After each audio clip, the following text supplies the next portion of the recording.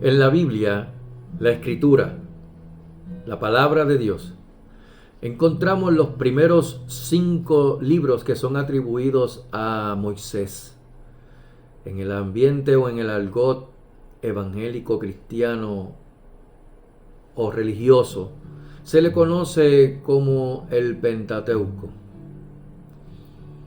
Esa palabra es en el griego que viene de la raíz penta, que es 5. Pero en el hebreo se le conoce como la Torá. La Torá, que no es otra cosa que las instrucciones de Dios para con su pueblo. De entre ellos vemos a Bereshit, Génesis, Éxodo, Levítico, Número y Deuteronomio. Pero hablemos un poco acerca de Levítico. Levítico viene siendo en el hebreo Vayikra. Y para dar un poquito de trasfondo con respecto a este libro de Levítico, Vayikra, este libro se le llama así, o la Septuaginta lo llamó Levítico, como el tercer libro de la Biblia, posiblemente para indicar que se trata de algún texto que fuese destinado de un modo particular a los levitas. Los levitas eran los que estaban encargados de ejercer el ministerio sacerdotal y de atender a los múltiples detalles del culto tributado a Dios por medio de los israelitas. La Biblia hebrea, conforme a la norma observada en todo el Pentateuco o la Torá, nombra el libro por su primera palabra, Vayikra, que significa y llamó. Esto que acabo de mencionar se encuentra dentro de lo que son las reseñas de cada libro en la aplicación de la Biblia de YouVersion.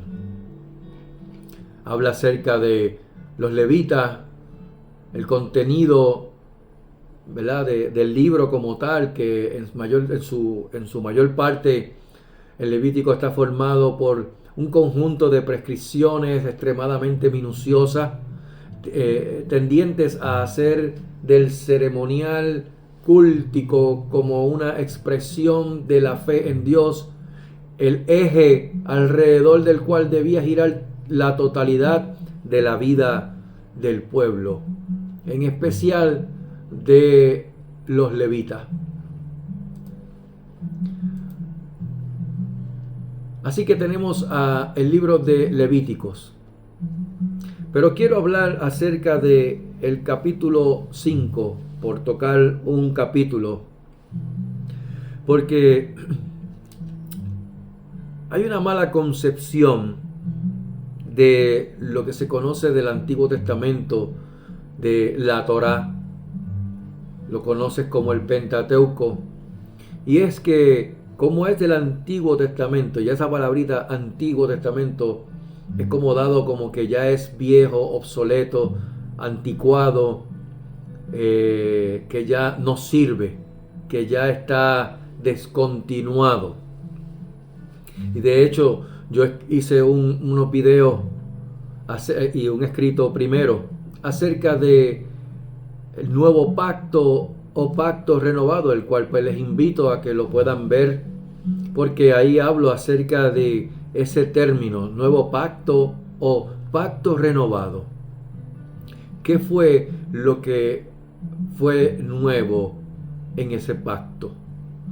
¿O cómo le podemos llamar al pacto que Dios ha hecho? Porque Dios no es hombre para que mienta, ni tampoco hijo de hombre para que se arrepienta. Y sea todo hombre mentiroso y sea Dios veraz. Por lo tanto, cuando hablamos acerca de la Torá, más allá de verlo como un libro que fue solamente para el pueblo de Israel, tenemos que verlo como un pueblo o como un libro para el pueblo de Dios. ¿Te consideras pueblo de Dios? Y tal vez dirá, yo soy la novia de Cristo, la novia del Cordero. Para Dios hay una sola iglesia, y esta es comprendida, comenzando desde Israel hasta el más pequeño en la faz de la tierra. Porque los primeros cristianos no fueron gentiles, no fueron griegos, no fueron romanos, no fueron europeos, no fueron africanos, ni mucho menos fueron americanos. Los primeros cristianos fueron judíos. Así que, basándonos en esto, ¿cómo yo puedo hacer que la Torá, son unas instrucciones, la ley que Dios mandó al pueblo de Israel y a todo pueblo que se uniese a él, que estuviese de acuerdo a vivir y a tener al Dios de Israel, a Jehová, Yahvé? Tú lo conoces también por Yahweh, que es un término en español. Todo aquel que tuviese a Dios, el Dios de Israel, como su Dios, tenía que seguir las instrucciones. Fue lo que Dios le dijo a Moisés cuando salieron de Egipto.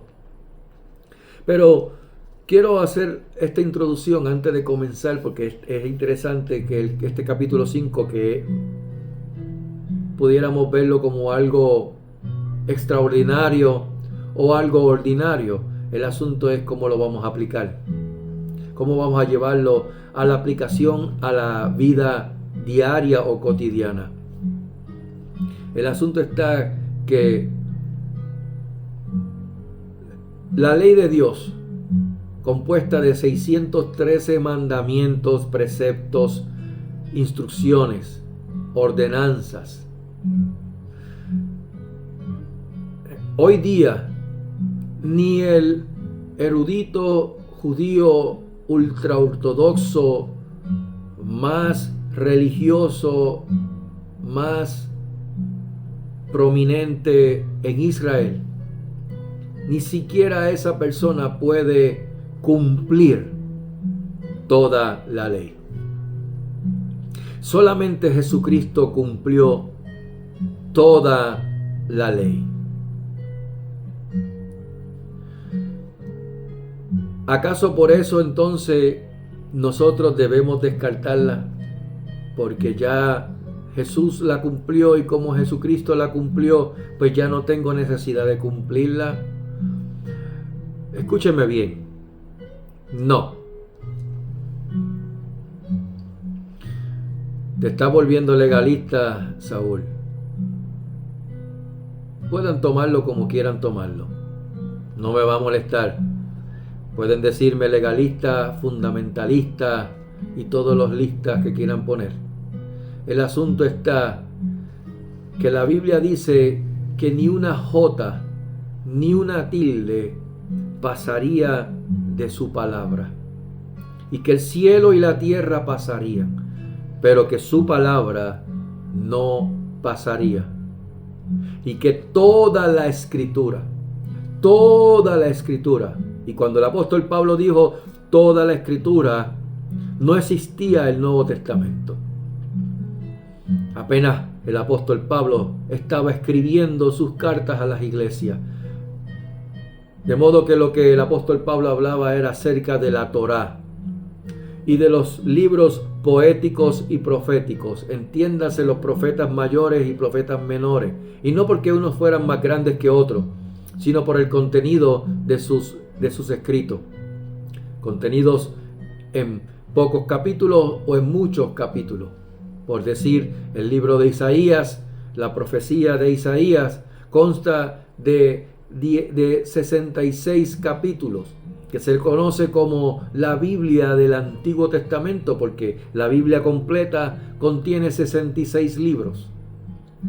Y el libro o la carta de Isaías contiene 66 capítulos, o lo reubicaron, lo formaron en 66 capítulos, porque la escritura en su tiempo antiguo no estaba dividida ni en capítulos ni en versículos, en nada de eso, simplemente por oraciones. ¿Cómo yo puedo llevar la escritura, la Torá, a la aplicación a mi vida cotidiana? Para eso, toma tu Biblia y ábrela en el libro de Levítico. Levítico, llamado en hebreo Vayikra, capítulo 5. Y en la Biblia, o en las traducciones de la Biblia, podemos encontrarnos con ciertas diferencias en torno a cómo fueron escritas en el original. Tengo que recalcar que el original de la escritura fue en hebreo y uno que otro contenido en arameo. Así que, tomando por ejemplo el capítulo 5 de Levítico, veremos que dicho capítulo en la Biblia, en esta que tengo abierta, la Reina Valera de 1960, consta de 19 versículos. Dentro de ese capítulo 5, veamos cómo el Espíritu Santo entonces nos puede revelar esta porción de las Escrituras para la aplicación a nuestra vida. El salmista David, en el Salmo 19, en el verso 7, nos muestra y nos enseña que la ley de Jehová es perfecta, que convierte el alma. El testimonio de Jehová es fiel, que hace sabio al sencillo. El apóstol Pablo nos dice en Romanos 10, verso 4, porque el fin de la ley es Cristo, para justicia a todo aquel que cree. En otras palabras, y para poder definir la expresión fin, porque el fin, telos, esa expresión fin que en el griego está escrito como telos, se refiere a propósito, a objetivo, a meta. A fin de cuentas, lo que Dios quiere es llevarte a Cristo, porque el fin de la ley es Cristo. Por lo que, aunque la ley no salva, porque la ley no salva, solamente somos salvos por gracia, sino la ley que hace nos muestra, nos lleva a ver nuestra condición ante Dios, ante un Dios 3 veces santo, santo, santo. ¿Cuál es esa condición? Como pecadores. En este capítulo 5 de Levítico vemos unas instrucciones, las instrucciones que Dios le dio a Moisés respecto a cuando una persona peca. ¿Y qué era lo que tenía que hacer esa persona cuando pecaba? También Dios proveyó los medios para todo aquel, incluyendo al de escasos recursos, para su expiación por su pecado o sus pecados. Y tenían que ser presentados al sacerdote, al sacerdocio. En Hebreos capítulo 5, capítulo 6 y capítulo 7, vemos al autor del libro o la carta a los Hebreos haciendo mención del sacerdocio de Jesucristo, que era y que es según el orden de Melquisedec. Melquisedec como sumo sacerdote para siempre, el cual Cristo Jesús es nuestra ancla segura y firme del alma, siendo nuestro precursor. Vuelvo y digo, la salvación no es por obra. es solo por gracia. Lo encontramos en Gálatas capítulo 2, versos 8 y 9. Sin embargo, el apóstol Santiago, o lo conocemos como Santiago, Jacobo, o en el hebreo Jacob, de Jacob, nos enseña que la fe sin obra está muerta en sí misma. Santiago capítulo 2, versos 14 al 26, para los que quieren buscar y leerlo. Pero ¿cuál es obra? ¿De dónde provienen esas obras? Tendríamos que ir primero a Filipenses 1:11. Filipenses 1:11.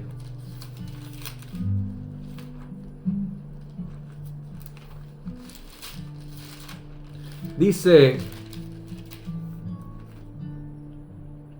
llenos de frutos de justicias que son por medio de Jesucristo, para gloria y alabanza de Dios.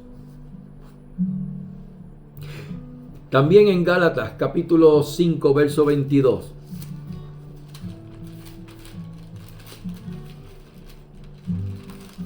Dice, y esto lo conocemos mucho: mas el fruto del Espíritu es amor, gozo, paz, paciencia, benignidad, bondad, fe, mansedumbre y templanza. Contra tales cosas no hay ley. Y en Apocalipsis capítulo 19, verso 8, vemos que en lo que se conoce como las bodas del Cordero, a su esposa se le concedió que se vistiese de lino fino, limpio y resplandeciente.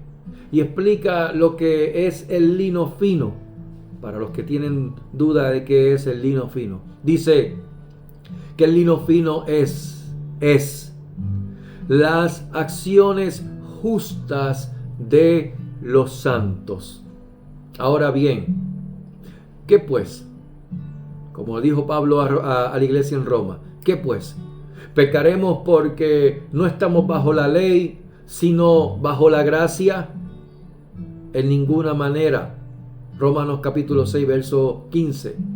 Pero el apóstol Juan nos da una salida cuando caemos en pecado. Dice: hijitos míos, Juan 2:1.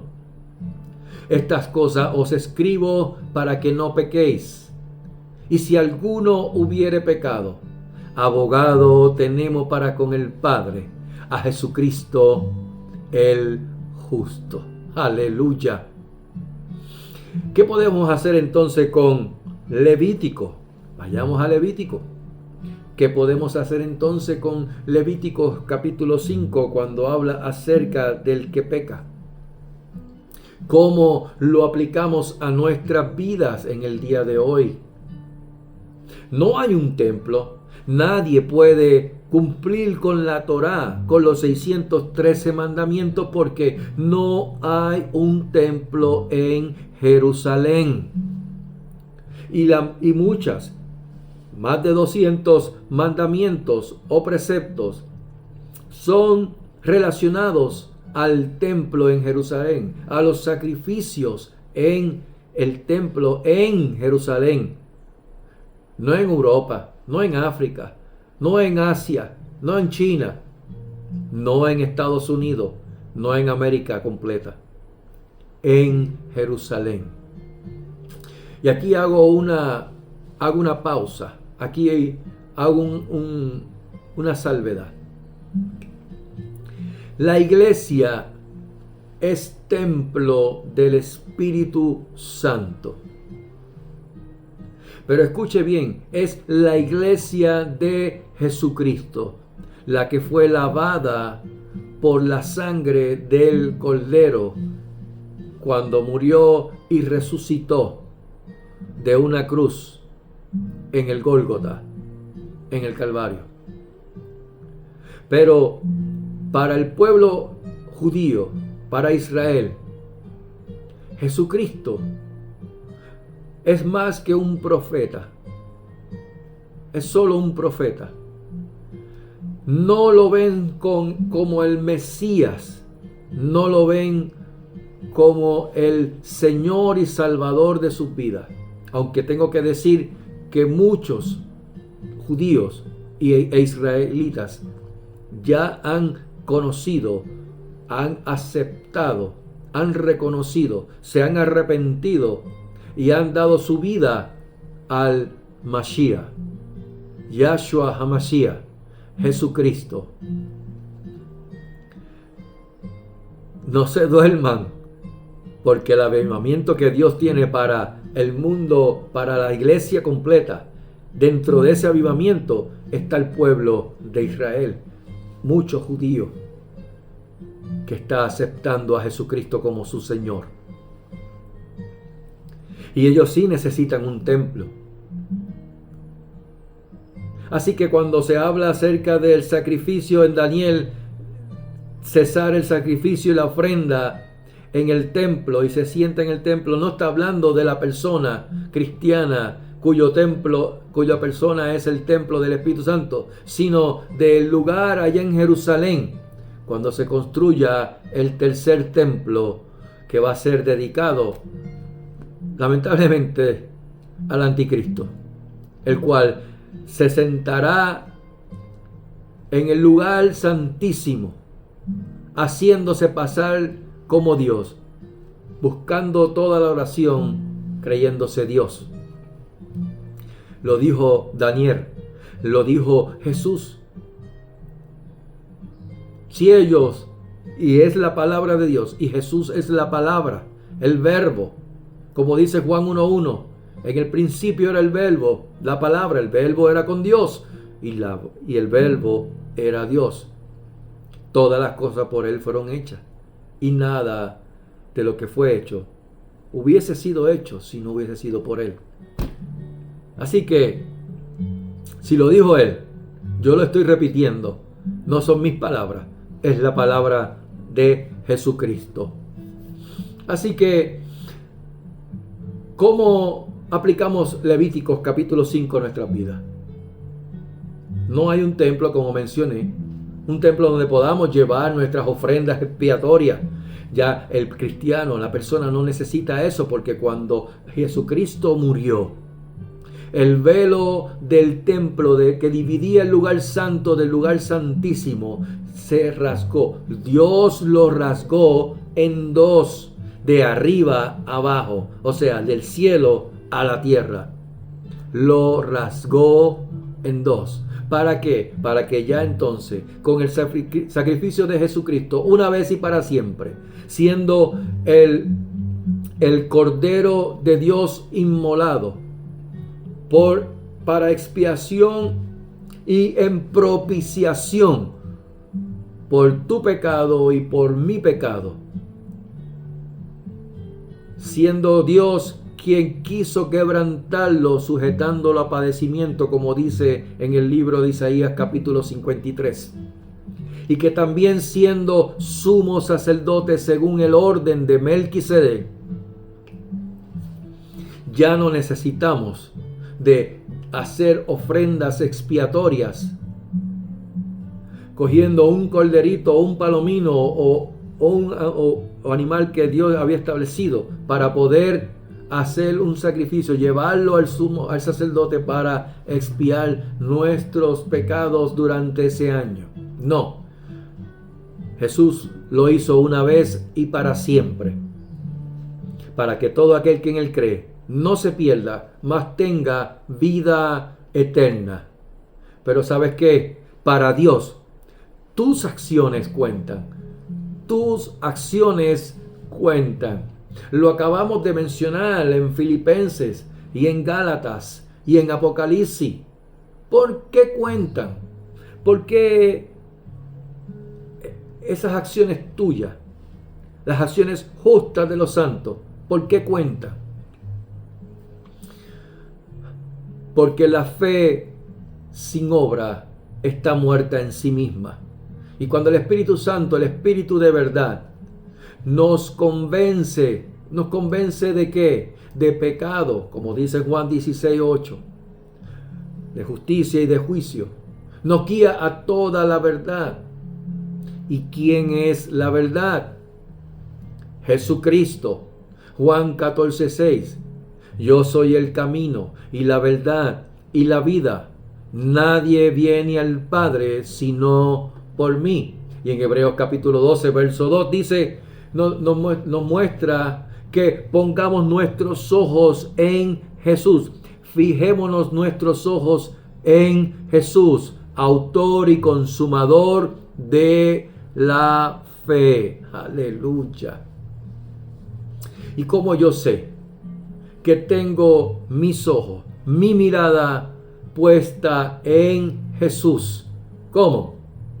Para eso tenemos que ir a Romanos capítulo 10, verso 17. Romanos capítulo 10, verso 17 dice. Lo voy a buscar aunque yo ya lo sé. Así que la fe es por el oír y el oír por la palabra de Dios. Cuando somos movidos por el Espíritu Santo, porque nos convenció de pecado, nos mostró por su palabra cuán pecadores fuimos, cayendo nosotros en una profunda convicción de pecado, un pecado que nos mueve al arrepentimiento, que transforma nuestro corazón, nos lleva a Cristo por su gracia y hace que en nosotros se produzca frutos dignos de arrepentimiento. Mira, iglesia, amigo y amiga, somos salvos por gracia, porque por gracia soy salvo, no por obra. Y esto no de vosotros, no por obra, para que nadie se gloríe, porque es don de Dios. Pero la gracia de Dios no llega a la persona si la misericordia de Dios no le alcanza. Dice la Escritura en Salmo 51, 17, que los sacrificios de Dios son el espíritu quebrantado, el corazón contrito y humillado. No despreciarás tú, oh Dios. Y cuando tú vienes en un corazón contrito y humillado, la misericordia de Dios te alcanza y su gracia, que es Cristo, te salva. Pero la misericordia de Dios no puede llegar a la vida de ninguna persona si no hay arrepentimiento, como lo mencioné en el Salmo 51, 17. Gracias al Señor, como dice en Lamentaciones, que por su misericordia no hemos sido consumidos. Nuevas son cada mañana. Pero la persona no puede ir a un arrepentimiento si no hay una convicción de pecado, de que ha vivido a espaldas de la palabra de Dios. Pero la persona no va a llegar a tener una convicción de pecado que lo lleve al arrepentimiento y la misericordia de Dios lo alcanza y su gracia lo salva, si no viene la ley de Dios, la ley de Jehová que es perfecta, que convierte al alma. De modo que cuando la ley de Dios confronta al ser humano, lo lleva a una convicción de pecado, el cual lo produce arrepentimiento, y la misericordia de Dios lo alcanza y su gracia lo salva. Aleluya. De modo que vuelvo y digo, para Dios tus acciones cuentan. Bueno, tú dices, pequé. Sí, pequé y me arrepentí orándole a Dios por su perdón. De hecho, ya tengo como costumbre en la iglesia, una vez a la semana, pedirle el perdón a Dios y pensar en que le fallé y arrepentirme. Y ya. De hecho, en muchas iglesias se hace. Cogen cierto día para hacer eso. Se conoce como la oración de arrepentimiento por mis pecados. Es así como el Espíritu Santo guía a un creyente de Jesucristo. Para Dios, tus acciones cuentan.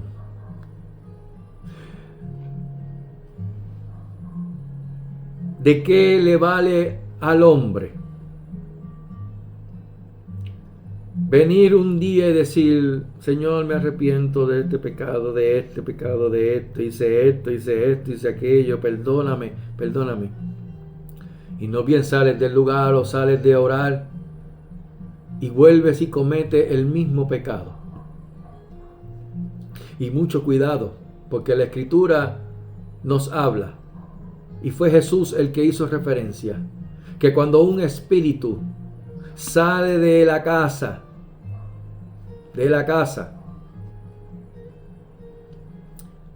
y se va por los lugares desiertos, y no encontrando lugar, vuelve a su antigua casa y ve que su casa está adornada, recogida, pero vacía.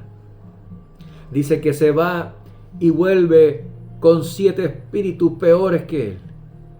Y dijo Jesús en su palabra que su postrer estado vino a ser peor que el primero. Por lo tanto, no puede burlar a Dios. Dios no puede ser burlado. Lo que el hombre siembra, eso va a cosechar.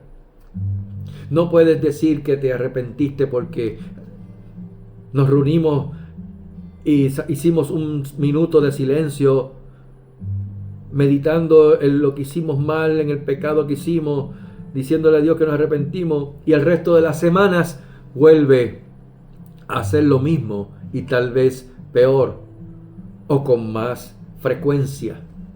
Y vuelves al otro domingo y vuelves otra vez: Señor, me arrepiento de esto. Y el Señor, yo mirando así, me imagino yo mirando al Señor: pero hijo, ¿cuántas veces tú vas a caer en lo mismo? Pero si yo tengo mi palabra para que tú la guíes, te di mi Espíritu Santo para que te guíe a la verdad. Yo soy la verdad, yo soy el camino, yo soy la vida. ¿Por qué caes en lo mismo? Hijo mío, ¿por qué?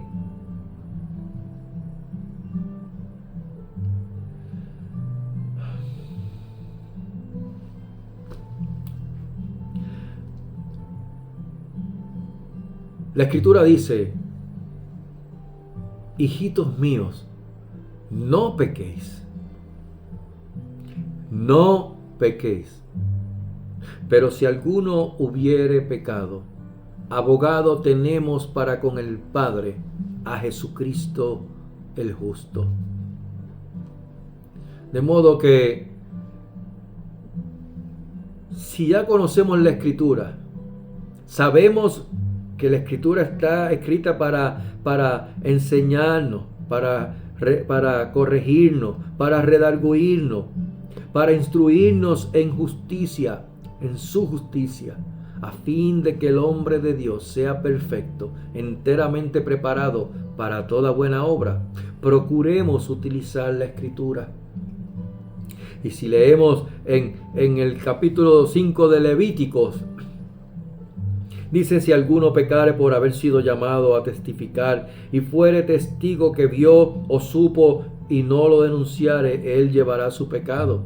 Asimismo, la persona que hubiere tocado cualquier cosa inmunda, sea cadáver de bestia inmunda, o cadáver de animal inmundo, o cadáver de reptil inmundo, bien que no lo supiere, será inmunda y habrá delinquido. Y por ahí sigue hablando acerca de lo que debe hacer. Dice: los traerá el sacerdote, el cual ofrecerá primero el que es para expiación, y le arrancará de su cuello la cabeza, mas no la separará por completo. Gráfico, bien gráfico. Y rociará de la sangre de la expiación sobre la pared del altar, y lo que sobrare de la sangre lo exprimirá al pie del altar. Es expiación. Y hará el sacerdote expiación por él en cuanto al pecado que cometió en alguna de estas cosas, y será perdonado. Y el sobrante será del sacerdote como la ofrenda de vianda. Traerá finalmente, si una persona pecara e hiciera alguna de todas aquellas cosas que por el mandamiento de Jehová no se han de hacer, aún sin hacerlo a sabiendas, es culpable y llevará su pecado. Traerá pues al sacerdote para expiación, según tú lo estimes, un carnero sin defecto de los rebaños. Y el sacerdote le hará expiación por el hierro que cometió por ignorancia y será perdonado. Es infracción y ciertamente delinquió contra Jehová. Si alguno hubiere pecado, abogado tenemos para con el Padre, a Jesucristo el justo. Primero dice, hijitos míos, no pequéis. Voy a hacerlo todo, leyéndolo al revés. Jesucristo el justo es el abogado para con el Padre si hubieres pecado. Pero hijo mío, no peques. Jesús le dijo a esta mujer que iba a ser depilada, la iban a entrar a pedrada porque la habían cogido en el acto de adulterio. Sin embargo, la ley dice que tienes que llevarlo a los dos, al hombre y a la mujer, y la llevaron a ella sola.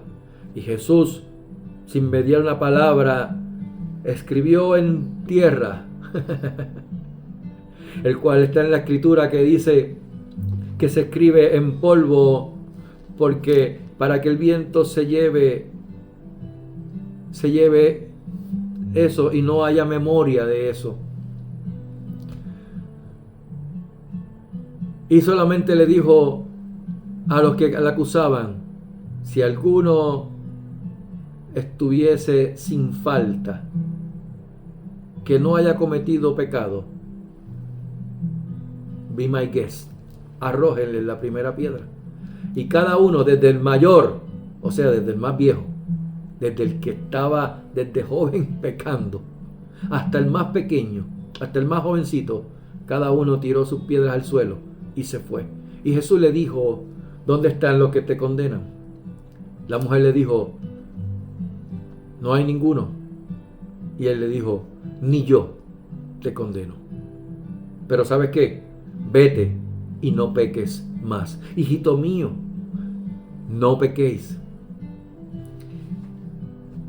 No nos limitemos en solo confesar nuestro pecado en arrepentimiento y deja que sea el Espíritu Santo de Dios que manifieste en ti su fruto. Frutos de labios que confiesen su nombre, frutos dignos de arrepentimiento, acciones justas, amor, gozo, paz, paciencia, benignidad, bondad, fe, mansedumbre y templanza. ¿Para qué? Para que bendigas a otros, bendiciendo a alguien que también esté en necesidad de lo que sea, tomando en consideración en que esté dentro de tus posibilidades. Pero, iglesia, que el capítulo 5 de Levítico lo tomemos para que podamos bendecir a otros como una ofrenda en el nombre del Señor Jesucristo, para que esa persona sea bendecida. No desaprovechemos las oportunidades que Dios nos da por su palabra para bendecir a otros y mayormente a los de la fe. Gálatas capítulo 6. Gálatas, y con esto termino.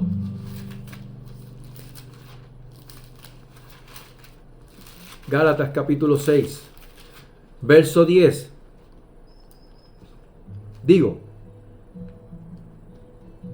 Verso 9. No nos cansemos pues de hacer bien, porque a su tiempo segaremos si no desmayamos. Así que, según tengamos oportunidad, hagamos bien a todos y mayormente a los de la familia de la fe. Que esta lección de la Torá en Levíticos capítulo 5, Vayikra, sirva de ejemplo, de aplicación para nuestras vidas en el día de hoy, para bendición a otros. Seamos canal de bendición a otros, llevando su palabra y poniéndolas por obra, por su espíritu. Pero para eso tienes que meterte en la escritura y aplicarla a tu vida primero para que puedas llevarla a otros. Que la gracia y la paz de nuestro Señor Jesucristo sea sobre vuestras vidas en abundancia. Que Jehová les bendiga y les guarde. Que Jehová haga resplandecer su rostro sobre ustedes y tenga de ustedes misericordia. Que Jehová alce sobre ustedes su rostro y ponga en ustedes shalom, paz. Que tengan una excelente mañana, tarde o noche, cuando puedan ver este video, pero que sobre todas las cosas, la gracia de vuestro Señor Jesucristo sea en sobreabundancia y que añada gracia sobre gracia a su vida. Amén. Amén.